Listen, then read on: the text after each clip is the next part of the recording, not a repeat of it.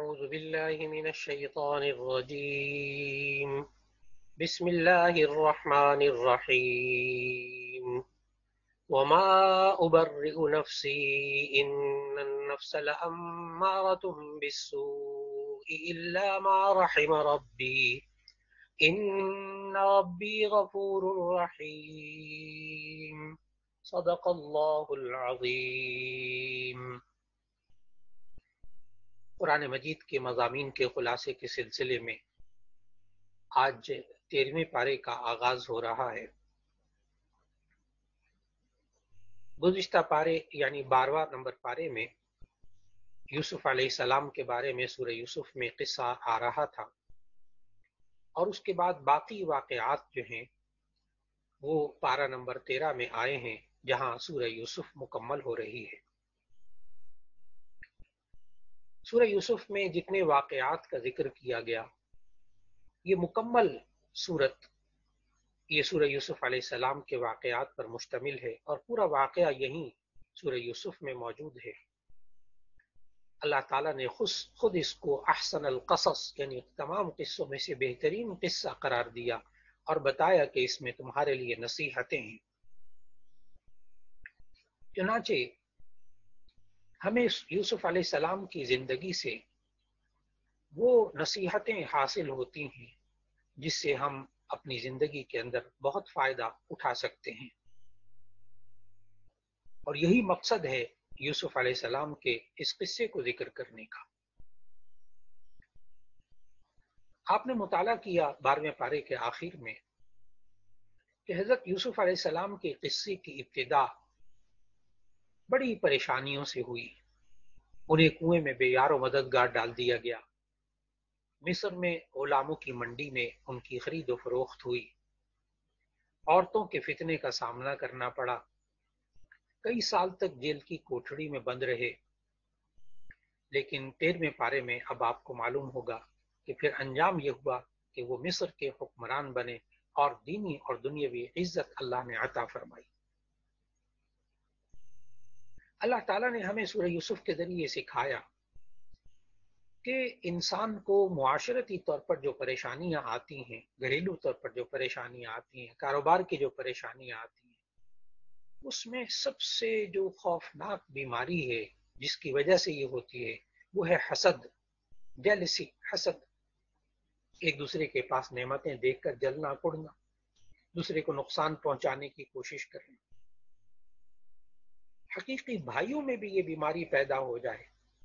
تو افسوسناک واقعات جنم لیتے ہیں، جیسے یوسف علیہ السلام کے واقعے میں ہوا۔ لیکن اس کے مقابلے میں اچھے اخلاق، اعلیٰ اوصاف اور بہترین تربیت بہرحال اپنا رنگ دکھاتی ہے۔ حضرت یوسف علیہ السلام کی تربیت ایک عظیم باپ، ایک نبی حضرت یعقوب علیہ السلام کے ہاتھوں خاندان نبوت میں ہوئی، اور آبا و اجداد کی اخلاقی میراث بھی خوب حضرت یوسف علیہ السلام کو ملی تھی۔ چنانچہ حضرت یوسف علیہ السلام نے مصیبتوں میں بڑی ثابت قدمی سے صبر کیا، اور پھر عفت، امانت اور استقامت، ساری بھلائیاں یہ جو حضرت یوسف علیہ السلام کے قصے سے معلوم ہو رہی ہیں، یہ مردوں کے لیے بھی ہیں اور خواتین کے لیے بھی ہیں، کہ جو مشکلات میں دین پر جمع رہتا ہے ایک نہ ایک دن اس کو عزت مل کر رہتی ہے، وہ مشکل حالات ایک نہ ایک دن ختم ہو جاتے ہیں۔ اور پھر ہمیں اللہ تعالیٰ نے یوسف علیہ السلام کے اس واقعے سے یہ بھی سمجھایا کہ جب مرد اور عورت کا اختلاط ہوتا ہے تو ایسی صورت میں بڑے مشکل حالات پیدا ہو جاتے ہیں، اس لیے کہ نبی صلی اللہ علیہ وسلم نے بھی یہی سمجھایا کہ مرد اور عورت جب تنہائی میں ہوتے ہیں تو تیسرا ان کے ساتھ شیطان ہوتا ہے۔ یہی وہ زلیخا کی باتیں تھیں اور وہ اس کے جال تھے شیطانی، جو حضرت یوسف علیہ السلام کے لیے پریشانی کا سبب بنے۔ لیکن ہم نے آخر میں 12ویں پارے کے آخر میں یہ سمجھا تھا کہ جب عزیز مصر کی بیوی نے برائی کا ارتکاب نہ کرنے کی صورت میں جیل کی دھمکی دی تھی تو حضرت یوسف علیہ السلام نے اپنے رب کو پکارا تھا اور یوں کہا، اے میرے رب، جیل مجھے اس برائی سے زیادہ محبوب ہے جس کی دعوت یہ مصر کی خواتین مجھے دیتی ہیں۔ چنانچہ حضرت یوسف علیہ السلام نے جیل کے اندر بھی دعوت و تبلیغ کا کام کیا اور لوگوں کو خیر کی بات بتائی، خواب کی تعبیر بتائی تو اس میں بھی خیر ہی کی باتوں کو بتایا، اور جب خواب کی تعبیر کے بارے میں جب بادشاہ تک بات پہنچی تو پھر ایسی صورت میں حضرت یوسف علیہ السلام کی صلاحیتوں کو اللہ تعالیٰ نے سامنے رکھنا شروع کیا، اور پھر خود ان خواتین نے بھی حضرت یوسف علیہ السلام کی پاک دامنی کی گواہیاں بھی دی۔ اور ان آیات میں ہمیں معلوم ہوتا ہے کہ اللہ تعالیٰ نے بھی، رب العالمین نے بھی حضرت یوسف علیہ السلام کی پاکیزگی کی گواہی دی، اور یہاں تک کہ خود یوسف علیہ السلام نے جب یہ کہا کہ اے میرے رب مجھے جیل زیادہ محبوب ہے اس برائی سے جس کی طرف یہ مجھے بلاتی ہے، تو پھر ایسی صورت کے اندر اللہ تعالیٰ نے حالات ایسے بنائے کہ پھر یوسف علیہ السلام کو اللہ تعالیٰ نے عزت بخشی، اور 13ویں پارے کی شروع ہی میں حضرت یوسف علیہ السلام نے کہا وما ابرئ نفسی ان النفس لامارۃ بالسوء، میں اپنے نفس کو کوئی جو ہے تمام چیزوں سے بری نہیں قرار دیتا، نفس تو امارہ ہوتا ہے، برائی ہی کا حکم دینے والا ہوتا ہے۔ لیکن پھر حضرت یوسف علیہ السلام نے جب اپنے آپ کو اس عزیز مصر کے سامنے جب پیش کیا اور وہ خواب کی تعبیر کے طور پر بات آئی، حضرت یوسف علیہ السلام نے آیت نمبر 55 سورہ یوسف میں ہے قال اجعلنی علی خزائن الارض انی حفیظ علیم، کہ مجھے زمین کے خزانوں کا یہاں مجھے ذمہ دار بنا دو، میں حفاظت کرنے والا بھی ہوں، جاننے والا بھی ہوں۔ اس طرح یوسف علیہ السلام کو وہ عہدہ ملا۔ پھر یوسف علیہ السلام کے پاس وہ بھائی پہنچے اس قحط سالی کے دور میں، اور جب بھائی پہنچے تو یوسف علیہ السلام نے تو پہچان لیا، بھائی نہ پہچان سکے، اور پھر یوسف علیہ السلام نے آخر کار بھائیوں کو روکنا چاہا، اور اس کے لیے ہمیں آیت نمبر 70 سے یہ واقعات معلوم ہوتے ہیں کہ کس طرح حضرت یوسف علیہ السلام نے ایک پیالہ جو ہے وہ ان کے سامان میں چھپایا، اور کس طرح بھائیوں کو روکنے کے لیے تدبیر اختیار کی، اور پھر جب بھائی رک گئے جانے لگے تو پھر ایسی صورت میں ان کو خوب غلہ وغیرہ دے کر رخصت کیا، اور ایک بھائی کو روک لیا، اور پھر اس کے بعد باقی بھائیوں کو جب وہ سارے گندم قحط سالی کے اندر وہ سارا ان کے ساتھ تعاون کر دیا، تو پھر اس کے بعد ساتھ ساتھ یہ بھی کیا کہ جب انہوں نے پہچان لیا یوسف علیہ السلام کو تو اپنے بھائیوں کو ایک اپنا کرتا دیا، اور یہ کہا کہ میرے والد صاحب میرے غم کے اندر روتے روتے ان کی آنکھیں جو ہیں وہ بینائی چھوڑ چکی ہیں۔ تو ایسی صورت میں اللہ تعالیٰ نے پھر آیت نمبر 80 سے آگے آیت نمبر 90 تک اللہ تعالیٰ نے فرمایا کہ کس طرح یوسف علیہ السلام نے وہ قمیص دی اور بھائیوں کو بالکل معاف کر دیا، اور یہ جملہ کہہ دیا لا تثریب علیکم اليوم، کہ اب تم پر کوئی پکڑ نہیں، میں تمہارا کوئی مواخذہ نہیں کروں گا۔ اور پھر اپنے بھائیوں کو جب روانہ کیا تو اپنی قمیص دی اور یوں کہا اذهبوا بقمیصی ھذا فالقوه علی وجه ابی یأت بصیرا، کہ جاؤ یہ قمیص لے جاؤ اور میرے والد صاحب کے چہرے پر ڈال دینا، ان کی بینائی واپس آ جائے گی۔ چنانچہ انہوں نے ایسا کیا اور ان کی بینائی واپس آ گئی۔ پھر ایک وقت ایسا آتا ہے کہ یہ سب بھائی واپس آتے ہیں، آیت نمبر 98 99 سے آگے اللہ تعالیٰ نے ہمیں بتایا کہ کس طرح یوسف علیہ السلام کے بھائی جب مصر تک پہنچے وَرَفَعَ أَبَوَيْهِ عَلَى الْعَرْشِ وَخَرُّوا لَهُ سُجَّدًا، کہ اپنے والدین کو عرش پر بٹھایا، اس کرسی پر بٹھایا بڑے عزت و احترام سے، اور پھر والد صاحب کو یوسف علیہ السلام نے یہ کہا یا ابت ھذا تعویل رؤیای من قبل، کہ یہ وہ خواب ہے، وہ یوسف علیہ السلام کے سورہ یوسف کے بالکل آغاز میں کہ کس طرح وہ 11 ستارے جو ہیں وہ سجدہ کرتے ہیں۔ تو ایسی صورت کے اندر اللہ تعالیٰ نے ہمیں بتایا کہ یہ تعبیر نکلی، اور اس تعبیر کے نتیجے میں یوسف علیہ السلام کے بھائی بھی آ گئے اور حق کی فتح ہو گئی۔ اور یہاں یہ بات بھی سمجھ میں آتی ان آیات سے کہ اللہ تعالیٰ نے یہ ہمیں سمجھایا کہ تقدیر بہر صورت انسان پر غالب آ جاتی ہے۔ اللہ تعالیٰ کسی کو تکلیف میں مبتلا کرنے کا فیصلہ کر لے تو اسے کوئی ٹال نہیں سکتا، اور جب اللہ تعالیٰ کسی کے ساتھ عزت اور خیر کا فیصلہ کر لے تو اسے کوئی روک نہیں سکتا۔ سورہ یوسف کا اختتام اس آیت سے ہوا جس میں اللہ تعالیٰ نے بتایا کہ ان کے قصے عقل مندوں کے لیے عبرت ہیں۔ یہ قرآن ایسی بات نہیں جسے خود بنا لیا جائے، بلکہ یہ ان کتابوں کی تصدیق کرنے والی ہے جو اس سے پہلے نازل ہوئی، اور یہ کتاب مومنوں کے لیے ہدایت اور رحمت ہے۔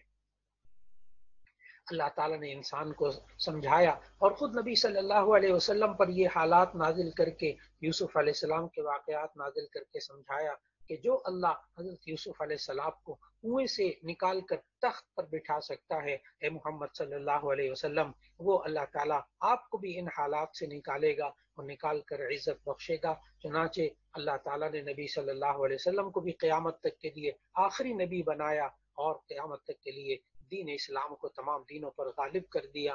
یہ اسی طرح سورہ یوسف کا اختتام ہوا۔ پھر اس کے بعد 13ویں پارے میں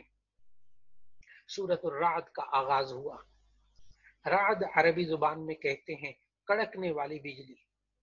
کیونکہ اس سورت کی آیت نمبر 13 میں سورہ رعد کا ذکر آ رہا ہے، رعد یعنی کڑکنے والی بجلی کا ذکر آ رہا ہے، اس لیے اس سورت کا نام سورہ رعد رکھا گیا۔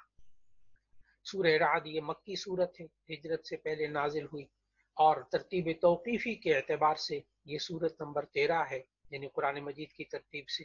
اور نازل ہونے کے اعتبار سے یہ سورت نمبر 96 ہے۔ اس کی کل آیات 43 ہیں اور رکوع جو ہیں کل 6 ہیں۔ کیونکہ یہ مکی صورت ہے اور مکی صورت کے اندر بنیادی باتیں 3 بیان کی جاتی ہیں: توحید، رسالت اور آخرت۔ چنانچہ سورہ رعد کا موضوع بھی یہی ہے۔ سورت کی ابتدا میں اللہ تعالیٰ کے وجود اور اس کی وحدانیت کے دلائل بیان کیے گئے۔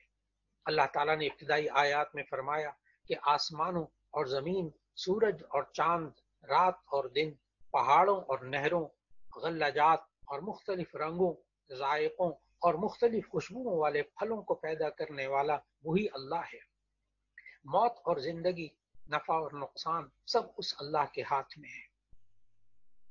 اس کے بعد کی آیات میں قیامت کے دن دوبارہ جی اٹھنا اور جزا اور سزا کا ذکر کیا، کیونکہ یہ ایک ایسا مسئلہ تھا جو مشرکوں کو سمجھ میں نہیں آتا تھا۔ مشرکین کے بارے میں یاد رکھنا چاہیے کہ وہ اللہ کے وجود کا اقرار کرتے تھے، اللہ کو ارض و سما کا خالق بھی تسلیم کرتے تھے مشرکین مکہ،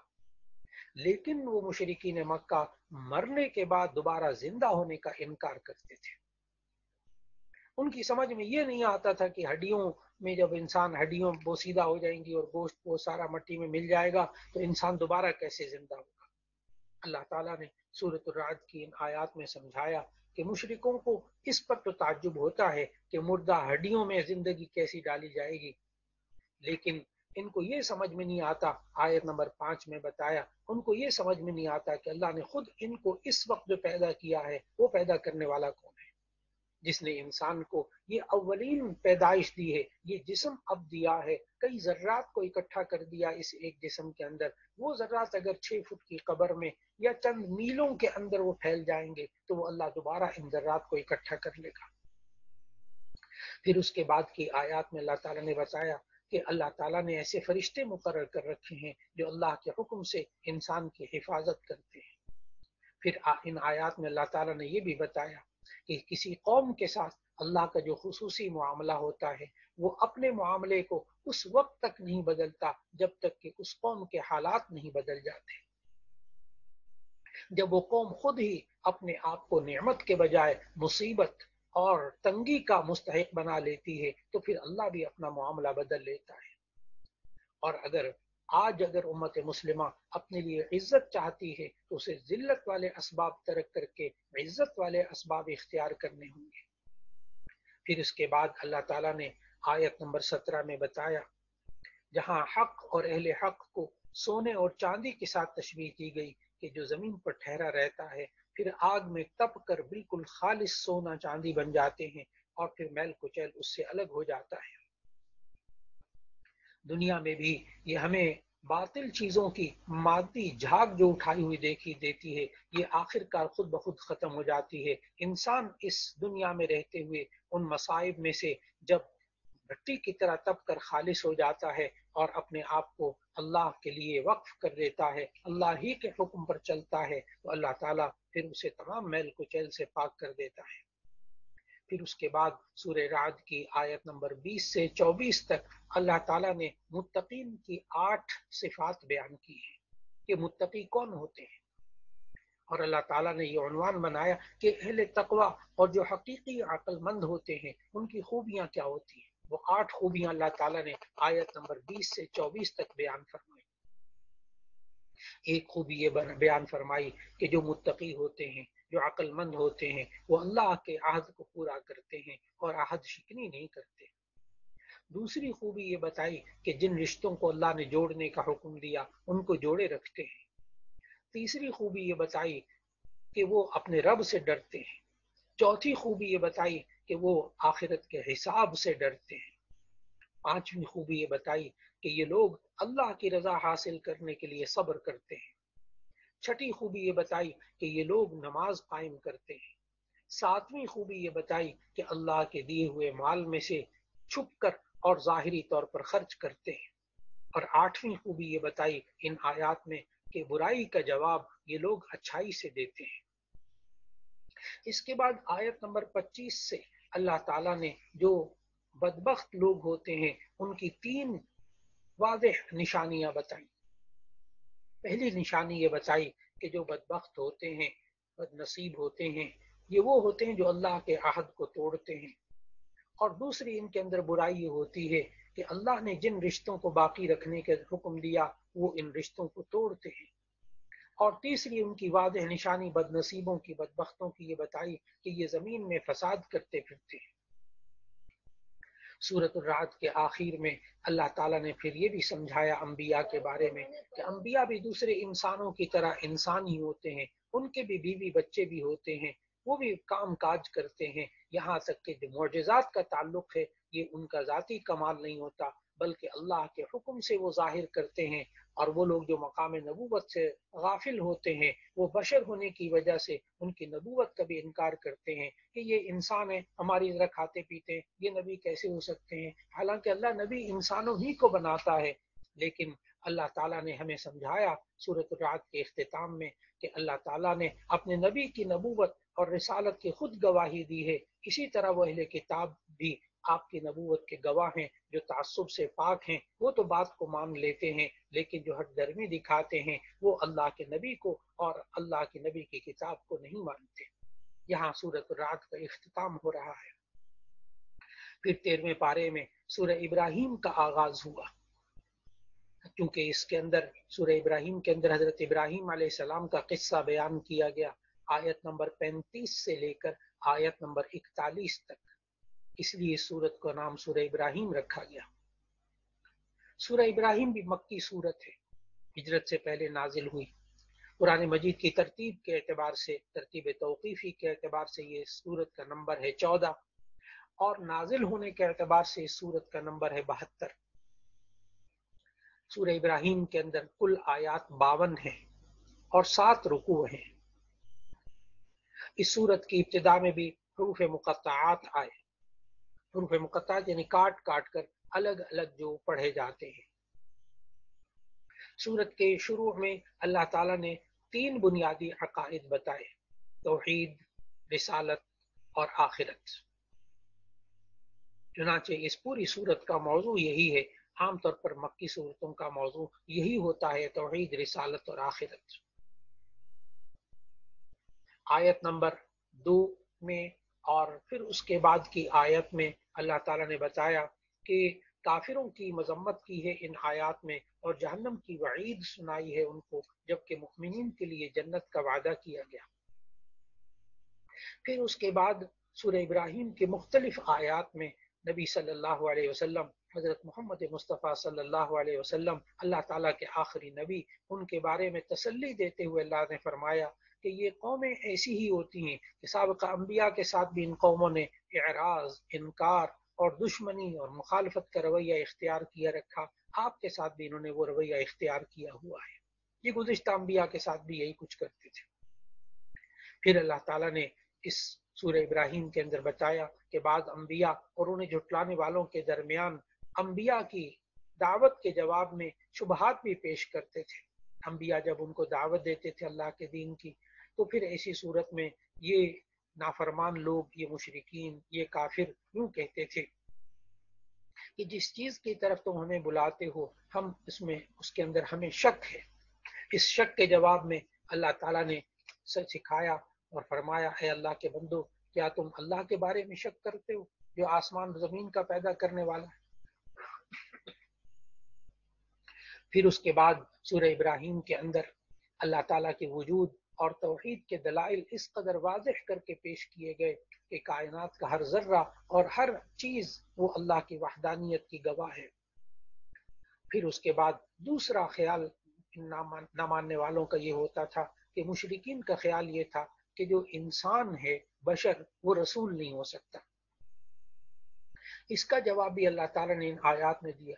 کہ انبیاء علیہ السلام یہی کہتے ہیں، بے شک ہم بشر ہیں لیکن بشر کا رسول ہونا محال نہیں۔ رسول اسے کہتے ہیں وہ اللہ کا نیک بندہ، وہ اللہ کا نیک انسان، کہ جس کو اللہ تعالیٰ خود منتخب کرتا ہے، یہ اس کی اپنی مرضی نہیں ہوتی، اس کی اپنی محنت نہیں ہوتی۔ اللہ جس پر وحی نازل کرتا ہے اور پھر اس کو کتاب بھی مستقل شریعت دیتا ہے، وہ رسول کہلاتا ہے۔ پھر اللہ تعالیٰ نے ان آیات میں سمجھایا کہ انسانوں کی طرف انسان ہی کو نبی بنا کر بھیجا جاتا ہے۔ اللہ تعالیٰ نے ان آیات میں سمجھایا کہ اگر زمین پر فرشتے آباد ہوتے تو پھر کسی فرشتے ہی کو نبی بنا کر بھیجا جاتا۔ پھر تیسری چیز جو ان نہ ماننے والوں کے بارے میں اللہ تعالیٰ نے سورہ ابراہیم کے اندر بیان کی کہ مشرکین کو ہدایت سے محروم رکھنے کی سب سے بڑی وجہ اپنے آبا و اجداد کی تقلید۔ ہمارے باپ دادا ایسا کرتے تھے لہذا ہم بھی ایسا کرتے ہیں، وہ نبی کی بات کو نہیں مانتے تھے۔ اللہ تعالیٰ نے اس کا ذکر کر کے فرمایا سورہ ابراہیم میں کہ یہ لوگ اپنے آبا و اجداد کی راہ چھوڑنے کے لیے کسی طرح تیار نہیں ہوتے۔ اور چوتھی چیز جو ہمیں ان سورہ ابراہیم کے اندر اللہ تعالیٰ نے بتائی کہ یہ کفار اور یہ نہ ماننے والے یہ کیا کہتے ہیں کہ ہم جو معجزات کا مطالبہ کرتے ہیں وہ ہمیں یہ نبی کیوں نہیں دکھاتے۔ اس کا جواب اللہ تعالیٰ نے سورہ ابراہیم میں دیا کہ اے نبی صلی اللہ علیہ وسلم، آپ بتا دیجئے کہ کسی بھی معجزے کا دکھانا ہمارے اختیار میں نہیں۔ معجزہ دکھانا تو اللہ کے ہاتھ میں ہے، اس کی مرضی ہے چاہے وہ دکھائے یا نہ دکھائے۔ پھر اس کے بعد ایک اور چیز کہ جو کفار اور مشرکین کے اندر موجود تھی، جو ان کو دین پر ماننے کے لیے آمادہ نہیں ہونے دیتی تھی، وہ ہے ناشکری، کہ یہ ناشکری کی وجہ سے یہ اللہ کے دین کو نہیں مانتے تھے اور اللہ کی باتوں کو جھٹلاتے تھے۔ اللہ تعالیٰ نے پھر ان نعمتوں کا ذکر فرمایا کہ کن کن نعمتوں کے ذریعے اللہ رب العزت نے انسان کو یہ باتیں سکھائیں۔ پھر حضرت ابراہیم علیہ السلام کے واقعات کا اللہ نے ذکر کیا کہ کس طرح حضرت ابراہیم علیہ السلام کو اللہ تعالیٰ نے حکم دیا کہ اپنے بیوی بچوں کو ایک بے آب و گیا وادی میں یعنی مکے میں چھوڑ کر آ جائیے، تو حضرت ابراہیم علیہ السلام نے اپنے بیوی بچوں کو مکے میں چھوڑا۔ پھر اللہ رب العزت نے سورہ ابراہیم کے اندر یہ بتایا کہ کس طرح اللہ تعالیٰ کے حکم سے وہ چھوڑ کر جب گئے تو وہاں جا کر یہ دعا مانگی